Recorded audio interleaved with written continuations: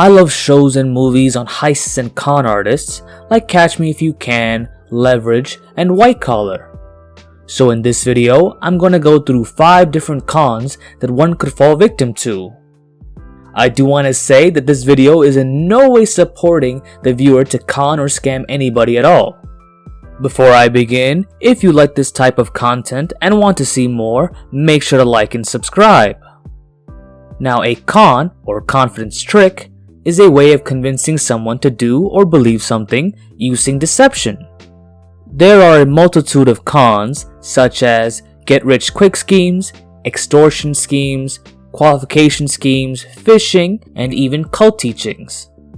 In my opinion, it seems that a lot of these cons are based off of emotional or irrational behavior. For example, the get-rich-quick schemes prey on people's greed, whereas extortion or false injury prey on fear or kindness. There are a couple of stages for a basic con. The setup stage, where they get the necessary materials and people to make the con look legitimate.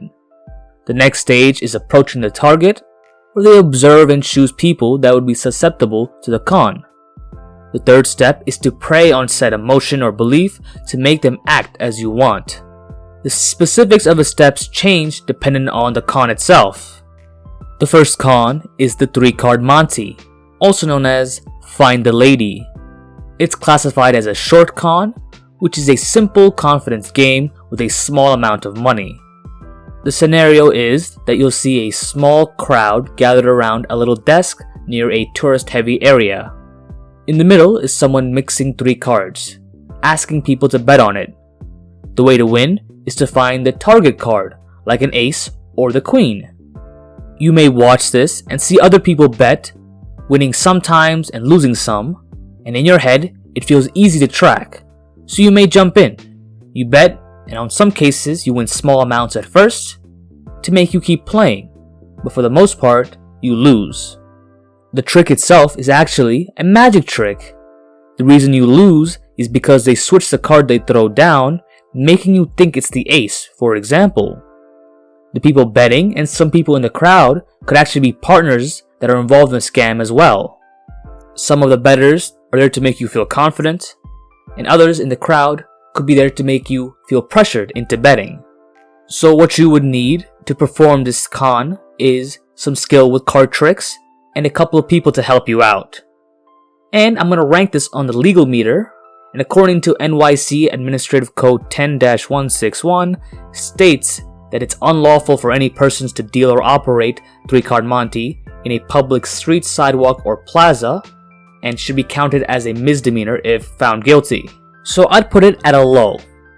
The second con is the online guru scam.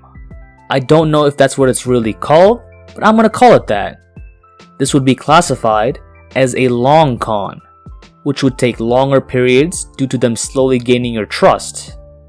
The con involves a large number of people seeing ads with a person describing how they succeeded in a certain field, and they'll teach you how to succeed just like them. The usual fields include making lots of money very quickly and easily, dating, great investments, etc.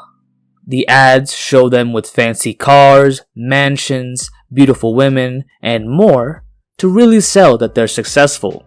They speak and act with confidence, but you can tell it isn't really true when they don't have actual mentions of the specifics of the course on their website or in their videos.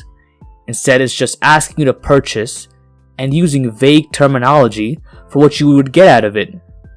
A general rule of thumb is that if it sounds too good to be true, it probably is. Another indicator could be a never-ending timer counting down on a sale, but if you check back a couple of days later, it'll still be on sale with the same counter.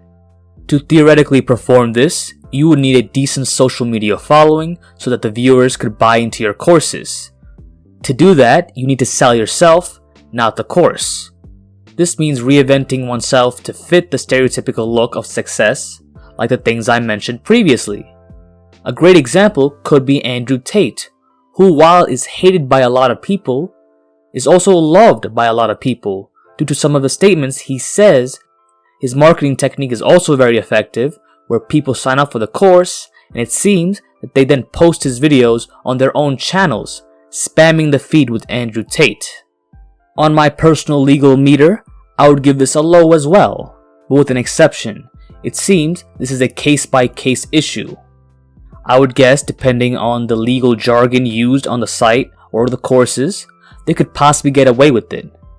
Some cases though, they can't, like in the case of Brittany Dawn. According to The Guardian, she is being sued by the state of Texas for deceptive trade practices, which is a false statement in connection with a sale. They are looking for $250,000 to $1 million. In New York City, it's $20,700, which is a cash penalty for each violation. The third con is 碰瓷 which means porcelain bumping, as the idea is to have a target knock over a quote-unquote expensive item and then force them to pay money for it. This is a short con. The technique is to carry around a cheap but fragile item and purposely bump into somebody, simultaneously dropping the item.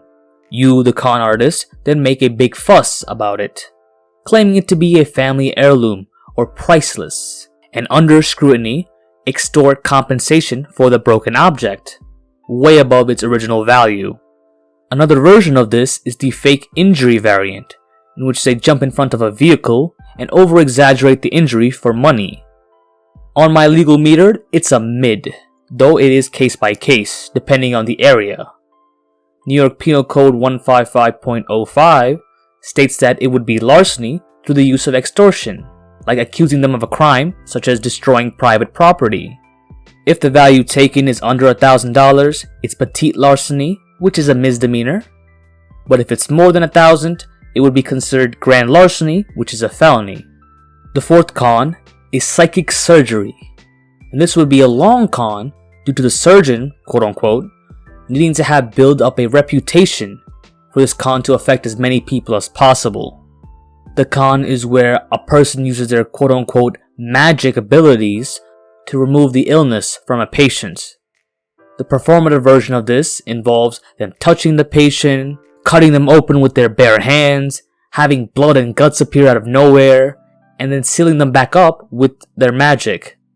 In actuality, they did nothing except break open a bag filled with fake blood and fake guts, and then popped it during the surgery. There are videos of magicians doing this, like Penn and Teller, but for entertainment. However, if used to convince that the patient is really cured, this could be considered a high on the legal meter. The reason it's high is because there could be multiple charges depending on how the patient is after your surgery. First off, it could be unauthorized practice of a profession, which is practicing without a license, and under New York Education Law 6512, is a felony. You could also be sued or charged with involuntary manslaughter if any serious effects occur to the patient or they die. The fifth con is what I would call the fake Fed con, which is the name I gave it because I couldn't find the real one. This is a long con, and the idea is that the target is approached by a con artist, and after winning some trust, the con man offers to sell the target on less than legal goods for a fraction of the price, as they have become such good friends. Kinda similar to the white van speakers. The target is then taken to a secondary location where they bring the money and they are offered the goods. Just in that moment, the FBI breaks in, screaming and yelling that they're all under arrest. Your good friend tells you that we should run, and in that moment, you don't particularly care for the money over being arrested. In actuality, what happened was that they really weren't FBI, but just con artists. A fake setup happened, making you lose a good amount of money. This would require multiple partners, a safe location, sirens, and whatever else.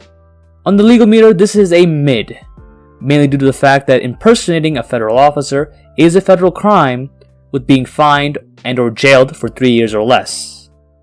Thank you guys so much for watching. If you enjoyed this video, make sure to like and subscribe. I'm trying to hit 1,000 subscribers by the end of December.